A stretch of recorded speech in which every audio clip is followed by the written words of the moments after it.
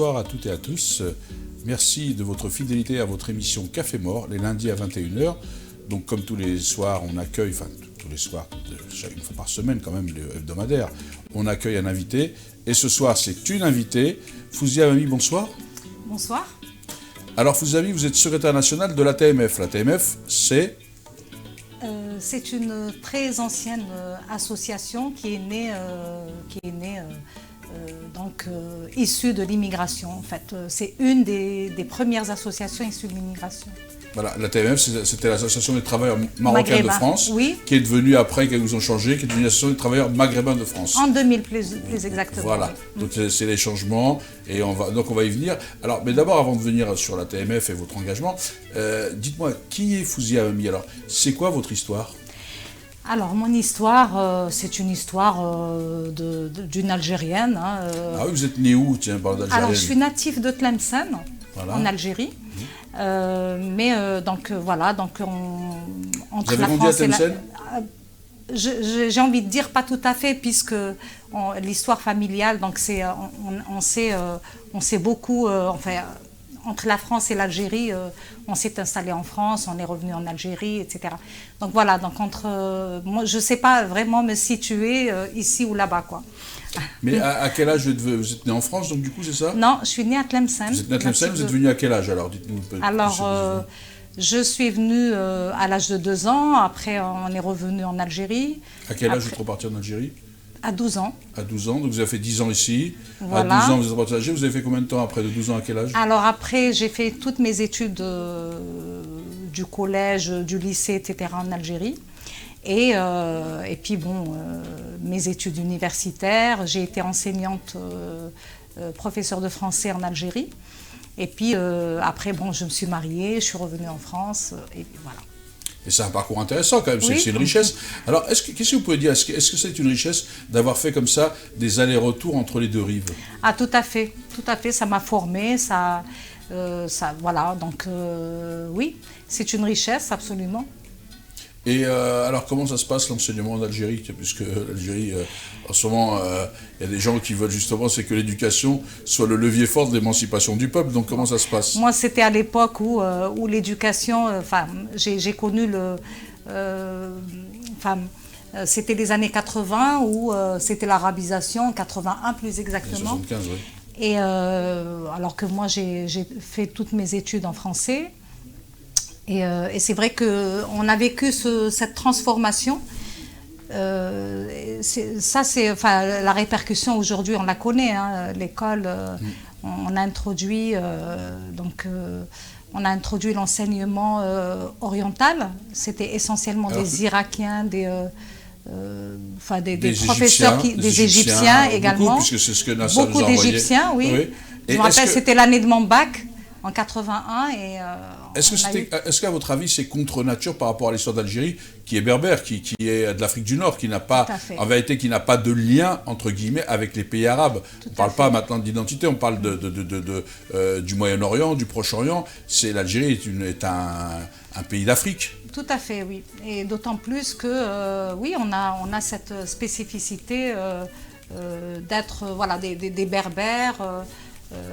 Tlemcen, par exemple, c'est une ville où la civilisation berbère, arabo-berbère et andalouse était vraiment à l'apogée.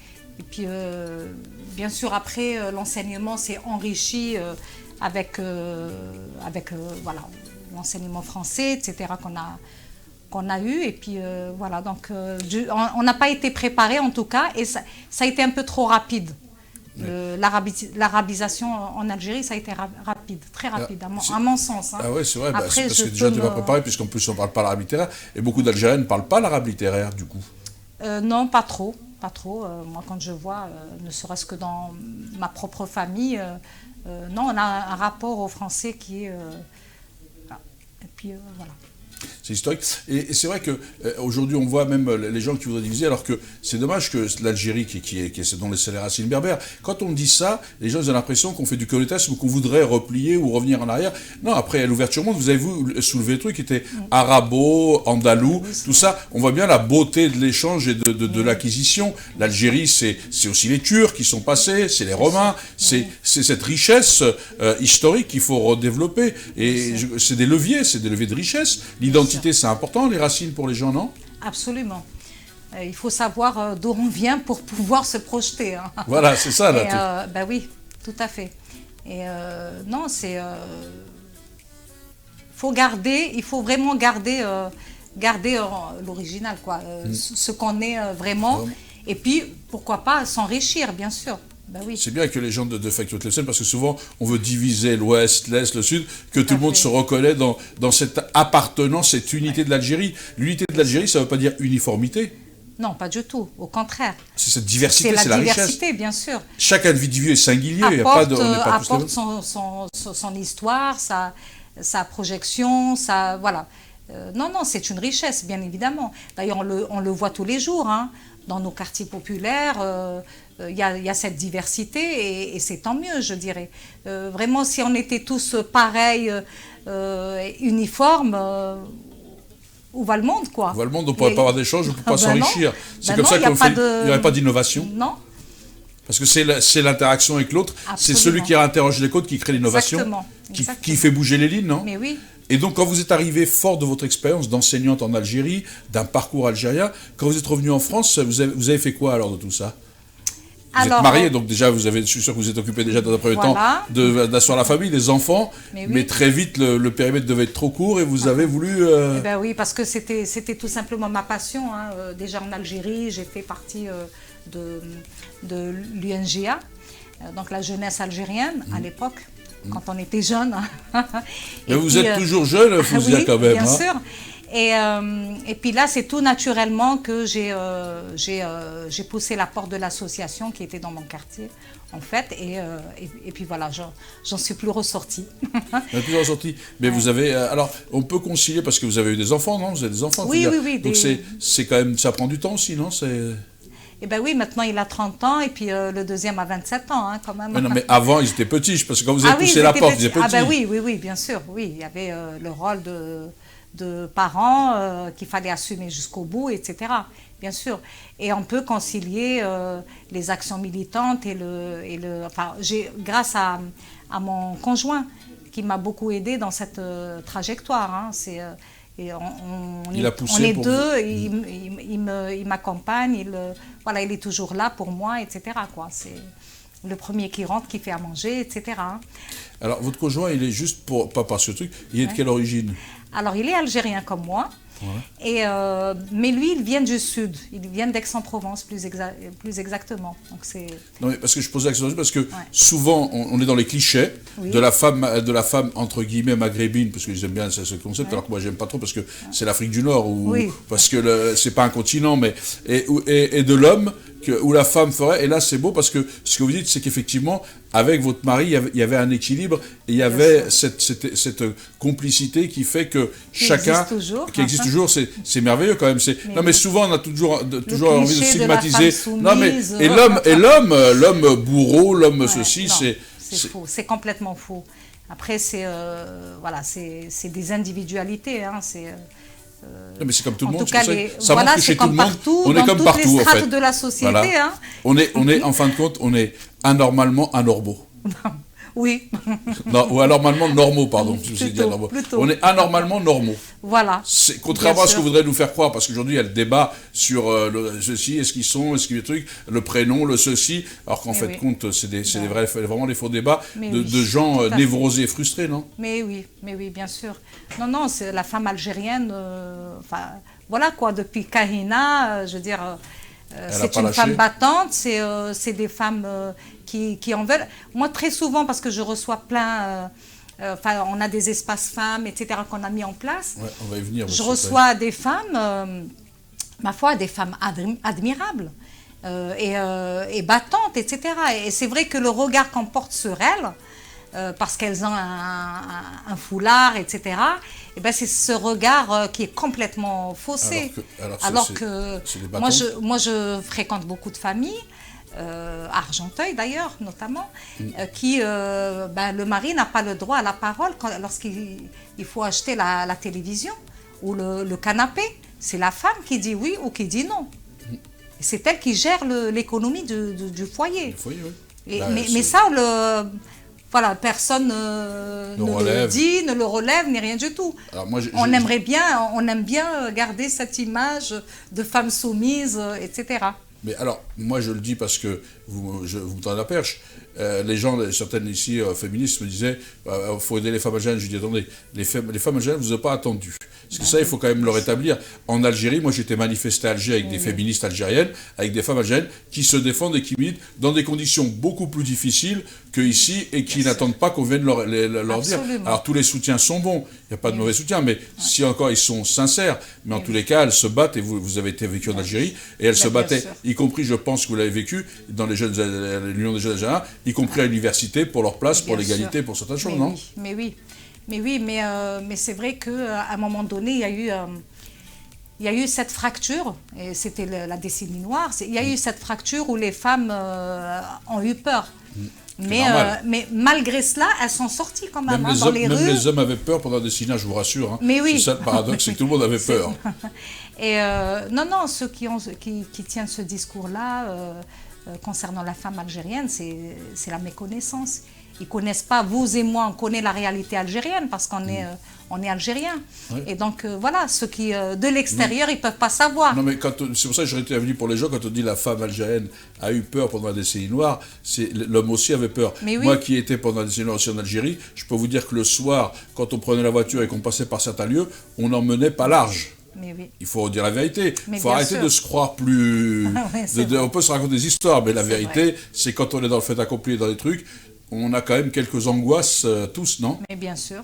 Donc, bien sûr, pas plus les femmes que les hommes. Hein. Mais oui. Mais elles ont continué à se battre, y compris pendant la décennie noire. Mais oui, jusqu'à aujourd'hui, quand on voit... Parce qu'elles étaient menacées quand même aussi. Oui, beaucoup. Bien sûr, bien sûr. Vraiment, les femmes ont porté également la révolution. Je ne sais pas si vous avez vu le très beau film de Nassima Guessou. Moi, j'ai vu tous les films. 9049 femmes. Ouais. Où les combattantes algériennes ont été, à la fin de la guerre, elles ont été mises de côté, écartées. Mais il y en a une qui fait porter encore sa voix, c'est Jamila Bouhirat. Elle fait encore du bruit, mais en Algérie... J'allais dire, Jamila Bouhirat, qui est... Fatima Soumer et tout ça, il y en a eu plein de femmes. La femme algérienne a toujours été très importante dans toutes les révolutions depuis 1830. Absolument. Et puis, et même avant avec la Caïna, mais je parle parce que c'était par rapport à l'arrivée de la France en 1830, mais même avant avec la Caïna et d'autres avant la Caïna. Mais ça a toujours été des femmes. La femme algérienne a toujours été une femme battante. Hein. Absolument. Et encore aujourd'hui, on le voit dans les rues, etc. Hein. C'est fabuleux ce qui se passe en Algérie actuellement. C'est vraiment ce cri du peuple où femmes et hommes sont dans la rue, etc. et qui demandent une vraie démocratie, la même chose. Et qui luttent pour leurs droits. La dignité, leur droit. Et la dignité, oui. Et ce qui est beau, c'est qu'ils le font dans le calme et avec le sourire. C'est magnifique. C'est une leçon au monde entier. C'est une leçon universelle qu'ils sont en train de donner. C'est une fierté pour nous. Oui. Ah oui, on est très fiers. Tellement on a été aussi renvoyés à notre étrangeté, notre majorité et à nos errements passés qu'aujourd'hui, on ne peut qu'être fier de ce peuple qui montre une belle image. En espérant que les choses aillent mieux, que les choses se mettent en place et que chacun y mette du sien pour qu'on puisse avancer dans le bon sens. L'intérêt de l'Algérie avant tout et des Algériens et des Algériennes. Et Algériens plutôt, parce qu'on commence par les femmes. C'est pour ça que tous les dimanches, on est à République. Alors, Fouzia, juste un élément. Donc, comment vous avez poussé cette porte de l'association et vous avez commencé comme quoi? Parce qu'on va après venir, comment vous est venue cette idée de prendre l'engagement sur la question des femmes et sur un sujet plus particulier que les gens méconnaissent, mais qui commence à devenir assez prégnant? Oui. Alors, donc j'ai tout d'abord mis en place un espace femmes citoyennes à Argenteuil. Et puis dans le réseau national, puisque je suis également dans le réseau national, on a plusieurs associations membres, on est 20 associations membres en France. on a mis en place ces espaces femmes. Et donc, les espaces femmes, il y a la parole qui se libère, il y a des choses magnifiques qui se passent, il y a cette dynamique de solidarité féminine qui se crée. Et puis, on s'est aperçu très vite qu'il y avait un gros souci, que certaines femmes vivaient vraiment des drames.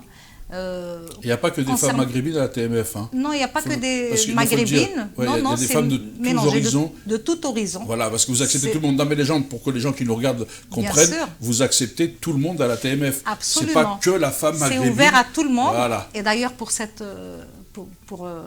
la petite anecdote, non, c'est une grosse réflexion menée à la TMF Argenteuil, où on a changé l'intitulé depuis 2018. Le 21 avril 2018, pour mieux coller à la réalité. Donc on n'est plus à TMF, on est espace associatif et citoyen de proximité. Parce qu'on s'est aperçu tout simplement que certains, quand ils poussaient la porte, ils se demandaient est-ce que je vais être accepté ou pas, c'est maghrébin ou pas, etc. Donc voilà, non, la TMF est ouverte à tout le monde, vraiment par respect aux fondateurs, on garde au niveau national, etc.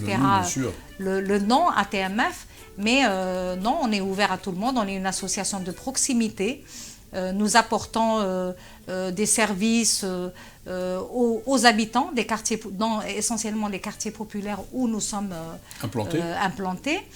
Et donc, pour revenir aux problématiques que certaines femmes connaissent, c'est ce qu'on appelle le chantage à la carte de séjour. Ça, c'est problématique. Voilà, donc moi, rien que dans mon association, et on a comptabilisé un peu partout, j'ai 3 cas par mois. C'est énorme. Expliquez aux gens qui nous regardent, parce qu'ils ne comprennent pas ce que c'est que cette histoire de carte de séjour, comment les femmes se marient, ils ramènent, et voilà, il faut expliquer tout. Alors, je vais l'expliquer en détail. Pour que les gens nous comprennent bien et qu'ils puissent s'engager. Et à chaque fois que je le fais, d'ailleurs, j'ai mené une caravane pour les droits des femmes, précisément pour recueillir la parole, pour recueillir la parole des femmes dans les quartiers populaires. Dans les quartiers en France, oui. Et ce qu'on a retrouvé, c'est ce drame-là. C'est les violences conjugales et les violences... Réexpliquer l'histoire de la caravane du droit des femmes qui a été faite, c'est quoi l'année? Alors, en 2018, en 2017 et en 2019. Voilà, 17, 18, 19. 3 éditions. Vous avez initié ça en 2017. Oui, en 2017. Voilà, c'est ça. Donc, j'ai pris mon bâton de pèlerin et je me suis dit, je vais aller les voir. Avec le collectif national, c'était. Avec le collectif national, et on a créé des événements dans chaque structure et on a été rencontrer les femmes de divers horizons, et on s'est aperçu que les femmes étrangères en France vivent des drames d'ailleurs ça a été évoqué par notre députée Argenteuil, Fiona Lazare, c'est les violences administratives qui se rajoutent aux violences conjugales. Alors, pour mieux expliquer cette problématique, c'est, alors, on se marie, alors, on ne va pas rentrer dans des jugements, pour X raisons, on se marie au bled. Et, quand vous dites au bled, ça peut être en Afrique, ça peut être en Afrique, le nord, de l'ouest, de l'est, Sénégal, en en Indonésie, Algérie, en Thaïlande, partout dans le monde, en fin de compte, au Brésil, on peut... Voilà. Et donc, on contracte un mariage mixte, voilà, avec un Français. Et alors, quand la femme arrive, c'est souvent les femmes, mais le contraire est vrai. C'est-à-dire, il y a des hommes qui subissent aussi le chantage à la carte de séjour. Mais la plupart, étant donné que la femme, c'est plus vulnérable, etc., ce sont des femmes qui subissent cela. Donc, une fois arrivée en France, on s'imagine que la femme algérienne, marocaine, etc., va être une femme soumise, ne va rien dire. Alors pour peu, au bout d'1 an ou 2 ans, ça ne va plus. Y a les violences conjugales. Et puis, on ne se comprend plus, on ne veut plus vivre ensemble. Et là, sur simple courrier, sur simple coup de téléphone, on peut retirer la carte de séjour au conjoint. Oui, parce qu'il y a effectivement souvent... C'est la loi qui le permet. Voilà, ces conjointes qui sont victimes de violences conjugales, il y a la menace aussi, si jamais tu en parles, je te retire les papiers, quoi. Il y a ça aussi. Donc et donc certaines femmes se plient et restent. D'autres qui reçoivent des coups, j'en ai eu pas plus tard qu'il y a quelques jours, c'est les pompiers qui sont venus la chercher. Donc là, elle ne peut plus se taire. Elle était massacrée, quoi. Et donc, elle est venue me voir dans un piteux état pour me dire, eh ben voilà, qu'est-ce que je fais? Il a averti la préfecture. C'est la double peine en fait pour ces femmes-là, c'est-à-dire qu'elles sont fracassées d'un côté et en plus de l'autre côté elles sont sanctionnées par l'État, c'est-à-dire que l'État est complice en faisant ça, c'est une forme de complicité. C'est la loi qui le permet. C'est la loi qui le permet, donc il faut vraiment agir. Et pour nous, c'est la délation, tout simplement. Il faut dire les mots comme elles sont. Enfin, c'est la délation. On va appeler la préfecture pour dire, eh ben, on ne vit plus avec le conjoint. Parce qu'il faut savoir que la loi stipule que c'est 4 ans. 4 ans de vie commune. Autrement, la carte, c'est une carte temporaire, en fait. Oui, c'est 2 ans déjà minimum, et après... Non, 4 ans, la loi c'est 4 ans. La loi, c'est 4 ans, la loi, oui. Et sinon, pendant 4 ans, on peut retirer... Donc, pendant 4 ans, il faut savoir qu'on peut retirer les papiers à n'importe quel moment sur simple délation ou appel du conjoint qui, lui, est français, et parfois, c'est vraiment... comment dire, c'est arbitraire parfois. Hein. Parfois, c'est vraiment, tu veux pas, ok, je vais te retirer les papiers. Il appelle la préfecture ou il écrit un courrier et ça passe comme une lettre à la poste, on lui retire les papiers. Et puis il va lui dire, tu vois, tu as besoin de moi. Hein. La préfecture ne fait pas d'enquête, n'essaie pas de comprendre ce qui se joue. C'est la loi. La préfecture applique la loi. Oui, parce qu'en manque d'effectifs, je sais, c'est un manque d'effectifs aussi, hein, parce que sinon il pourrait se rapprocher des associations et pouvoir un peu aussi travailler intelligemment. Là où vous avez raison, c'est que une loi est venue corriger cette faille. C'est la loi du 9 juillet 2010, si ma mémoire est bonne, et donc pour stipuler que sauf en cas de violence conjugale. C'est ça. Mais après, s'il n'y a pas de traces, s'il n'y a pas de plainte au commissariat, etc. Ce qu'elle ne fait pas d'ailleurs, parce qu'il y a la menace de la carte, donc elle ne va pas porter plainte. Et on tourne. En fait, c'est un cercle vicieux, quoi. C'est tout un cercle vicieux, et c'est une spirale qui entraîne les gens vers le bas. Tout à fait. Et donc elle tombe dans la précarité. Alors, très souvent, on me dit oui, mais vous comprenez, il y a les mariages gris, les mariages blancs. Mais je leur dis, les mariages gris, les mariages blancs, ceux-là, vous inquiétez pas qu'ils réussissent. Ben oui. Parce qu'il y a un intérêt derrière. Pour les mariages gris, c'est par intérêt. Et on va faire le canard pendant 4 ans. Ben oui. Et voilà. C'est pas cela qui peut poser problème. Et les mariages blancs, ils sont monnayés. Ils sont monnayés, donc il ne va pas y avoir de violence faramineuse. Donc en vérité, ceux-là vont se dérouler comme ce public, parce que justement, personne ne veut que les choses regardent. C'est dans ces mariages-là, comme vous dites, qui sont faits par amour au départ ou par chose, qui après, si ça passe pas, ça passe pas. Parce qu'il y a aussi, parce que je me renseigne, j'ai aussi parlé avec des gens, comme je savais que je recevais, et c'est vrai que derrière ça, il y a quand même aussi des gens qui racontent à la pauvre personne, à la femme qui truc, plein de choses, et quand elles arrivent, elles découvrent une autre réalité. Ce qui fait que ça change forcément le regard. On a un visage d'une personne, et puis après, on se retrouve avec une réalité complètement différente. Donc c'est pas ce qu'on avait, c'est comme si quand vous allez, toute proportion gardée, on va apprendre un objet, puis quand on nous le livre, c'est pas le même. Donc il y a déjà une déception, et donc ça peut créer aussi de la discorde. Il y a ça, mais moi je dirais que dans tout couple, n'importe quel couple, que ça soit... Il y a des hauts et des bas. Il y a des hauts et des bas. Hein. Parfois, il vaut mieux se quitter que de s'acharner, que de se faire mal. Il vaut mieux se quitter. Mais là, elles ne peuvent pas. Si elles partent, elles n'ont plus de papier. Voilà. Donc, c'est la double peine. C'est vraiment les doubles violences.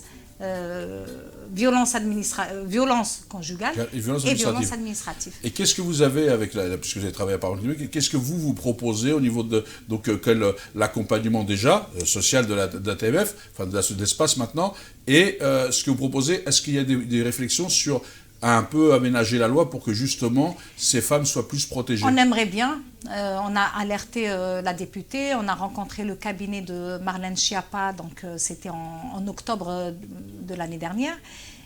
Donc voilà, donc on a posé les choses, on a dit que voilà, on a alerté, on a dit qu'il faut vraiment être très très vigilant sur cette loi-là, qu'il faudrait peut-être j'espère que cette loi puisse changer.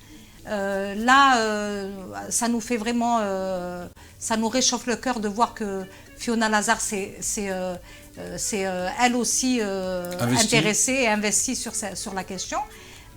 Voilà, vraiment, cette loi, il faudrait qu'elle change. C'est une loi qui maintient les femmes en totale dépendance. Et c'est dangereux. Vous savez, moi j'ai aujourd'hui, à l'heure où je vous parle, une femme dont l'enfant est français, et ça fait 2 ans que j'essaie de la faire revenir. Il l'a emmenée en vacances, il l'a abandonnée, il a averti le consulat de France à Agadir. Et puis le consulat, moi j'ai la réponse du consulat qui dit le mari a dénoncé un mariage en vue d'obtenir des papiers. Et ils ont un enfant? Ils ont un enfant qui est français. Ben oui. Et qui est au fin fond du sud au Maroc. Et la mère, elle est en grande détresse parce qu'elle ne travaille pas, elle vit au crochet de sa famille qui sont très très pauvres. Mais lui, bon, il est rentré tranquille en France. Elle n'a même pas emporté ses effets vestimentaires ni rien du tout. Et des cas comme ça, on en a. Là, la semaine dernière, on a pu, grâce à la TMF, on a pu faire revenir une femme avec ses 2 enfants français. Donc là, on est en train de lui trouver un logement, etc. parce qu'il est hors de question qu'elle retourne chez elle. Et voilà, des histoires comme ça, il y en a pratiquement tous les jours. Donc là écoutez, puisqu'ils nous regardent, parce qu'on entend toujours des grands discours sur les violences faites aux femmes, sur cet humanisme, souvent on dit il faut aider les femmes, les pauvres femmes, voilà, pour stigmatiser les hommes parfois. Et ben là, vous avez une occasion de faire un vrai travail de société, de dignité, donc aménager. Enfin, je pense que là, en l'occurrence, c'est au-delà des discours, quoi, des actes. Ben oui, voilà, on attend des actes, tout à fait. On attend des actes. Parce qu'ils sont tous les premiers à dénoncer, parce que ça les arrange sur les médias, ça fait du buzz, et ça donne des trucs, parce que les hommes, machin, etc. Mais là, pour le coup, il y a des cas concrets, il y a vraiment des cas... Un article de loi un article de loi qu'il faut changer. Il y a, des gens qui vivent des choses pénibles, indignes pour un être humain, et avec des gens qui n'avancent pas, c'est sans être des démagogues, parce que on sait bien que c'est pas simple, qu'il faut dissocier les choses, etc. Mais là, en l'occurrence, c'est des choses réelles et concrètes, oui. Et on voit bien qu'effectivement, après on peut dire oui, mais la loi c'était 4 ans, c'est comme ça. Mais le problème, c'est il y a la loi et l'esprit de la loi. La loi a été faite pour justement protéger et non pas pour endommager. En 2007. C'est la loi Cézeda en 2007. Oui, Cézeda, parce qu'avant, il n'y avait pas cette loi, hein, et on vivait très bien. Oui, avant, ils mettaient même 1 an ou 2 ans. Moi, j'ai vu des femmes qui se sont mariées en France et qui sont reparties chez elles parce qu'elles ne voulaient plus rester, etc. Oui. Mais là, parce qu'il y a cette loi, elles ne partent pas. Elles partent pas. Parce qu'elles ont peur de perdre, etc. Avant, non. Et depuis 2007, depuis 2007, personne n'a rien fait, les choses ont changé, donc les gens verront qui était au pouvoir. En 2010, on s'est dit, bon, ok, pour les femmes victimes de violences, mais ça reste arbitraire encore, hein, c'est vraiment... Donc voilà, nous, en tout cas, femmes de terrain, dans nos associations, etc., on reçoit beaucoup de femmes. Quelques hommes, j'en ai reçu quelques hommes qui subissent ce chantage à la carte de séjour. Et c'est problématique. En tout cas, là, l'émission va toucher à sa fin. Donc, en tous les cas, nous, on est contents de vous avoir reçus, de pouvoir enfin parler de ces sujets-là. Je pense que vous êtes sur la table. Mais avant de nous quitter, qu'est-ce que vous voudriez que ce gouvernement fasse pour essayer d'enrayer un peu cette spirale des violences conjugales auxquelles on rajoute la violence administrative. Et donc, en fait, les femmes sont entre le marteau et l'enclume dès qu'elles rentrent dans ce schéma de regroupement familial ou de mariage avec un Français. C'est l'occasion rêvée, c'est le Grenelle des violences conjugales. Donc, nous, ce qu'on demande, c'est qu'on fasse un geste, mais un geste fort, et changer cette loi qui vraiment maintient les femmes en totale dépendance. C'est ça. Donc vous voudriez qu'il l'enlève totalement, oui, ou qu'il réduise le... Non, qu'il l'abroge, parce que ça ne veut rien dire, quoi. Oui, rester 4 ans... Ça n'existe pas pour... Parce que pourquoi, je vais vous dire, c'est une injustice, parce que ça n'existe pas pour les femmes ici. Et quand vous mariez avec une femme ici, vous êtes marié, elle peut repartir quand elle veut, elle peut divorcer. Là, parce qu'elle vient de l'étranger, donc elle doit justifier que ce soit pas... Alors, on va nous dire c'est pour lutter contre les mariages blancs, les mariages aussi, mais on ne lutte rien. Ceux-là, ils se font quand même, et ils se font parce qu'il y a d'autres enjeux derrière. Donc, c'est un faux débat, hein, à mon sens, non ? Tout à fait. tout à fait.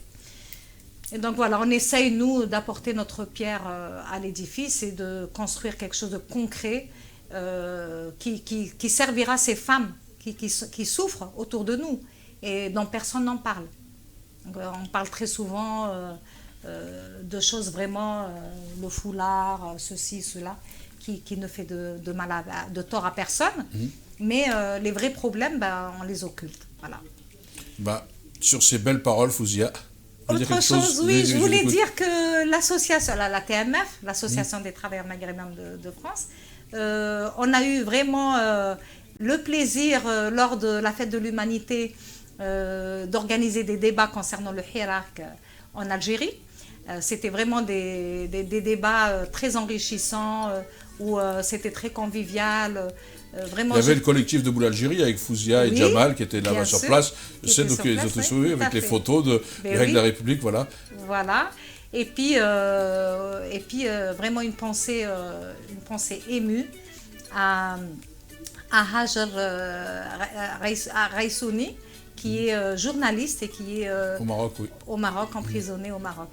Et voilà, donc on aimerait que les choses changent aussi dans nos pays d'origine. Vraiment, la démocratie, il faudrait que ça ne soit pas simplement un slogan, mais que ça soit vraiment voilà, établi et rétabli en Algérie comme au Maroc. Voilà. Et en Tunisie, bien sûr. En Tunisie. En tous les cas, merci pour ces messages forts d'universalisme, c'est-à-dire de la volonté de défendre les droits de la femme partout dans le monde, où qu'il soit, la justice sociale pour les femmes aussi, et l'égalité, la dignité, enfin, tout ce qu'on peut défendre dans cette émission d'ailleurs. Donc je vous remercie, et puis on va se quitter. Je vous souhaite une excellente soirée, et je vous remercie encore de votre fidélité, et pour celles et ceux qui n'ont pas dîné, bon appétit, bonsoir à toutes et à tous, et rendez-vous lundi prochain à 21 h avec un nouvel invité. Bonsoir.